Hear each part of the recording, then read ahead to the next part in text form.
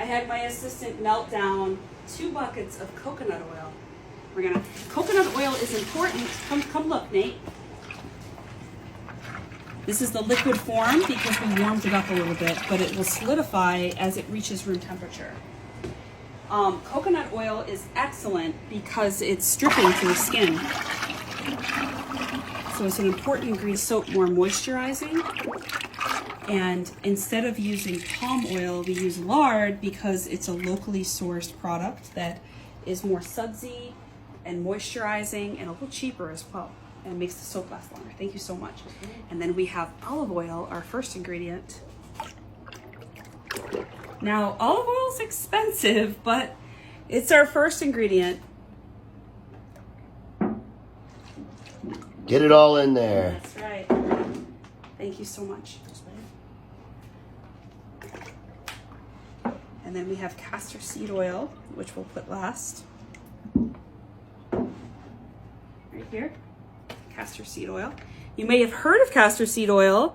Back in the day, you take a tablespoon or whatever. You probably heard of it, especially in the South, for your health. Castor seed oil is from a seed. It's natural. It sounds like it's from mortar oil or something, but it's not. It's a natural seed. We're gonna mix it up with this guy right here. And that's it. This is the base of our soap, all of our soaps. And it's why they're so moisturizing and why they're better for sensitive skin, because it's food-based. All of this is bought from a restaurant supply store.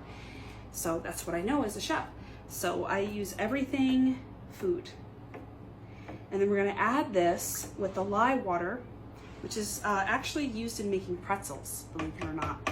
So we're gonna use lye and we're gonna use water. And that's in this bucket here.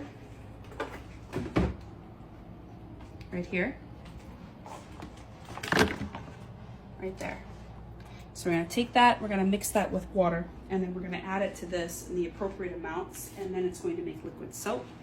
And then we add the fragrances and the colors, and it solidifies overnight, and then we slice it into bars.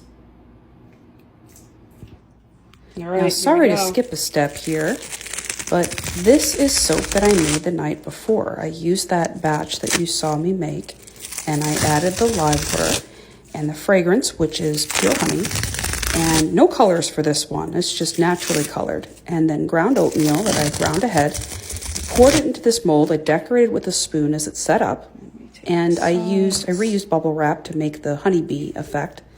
And then the next morning, it was hard enough that I could remove it from the silicone mold, which I'm doing here. Then I sliced it into these long loaves. I just put it on and the then I multi-cutter. sliced it again with a different slicer Let's into give it a bars, cut. which make it into soap shape for you to hold in your hand in the shower.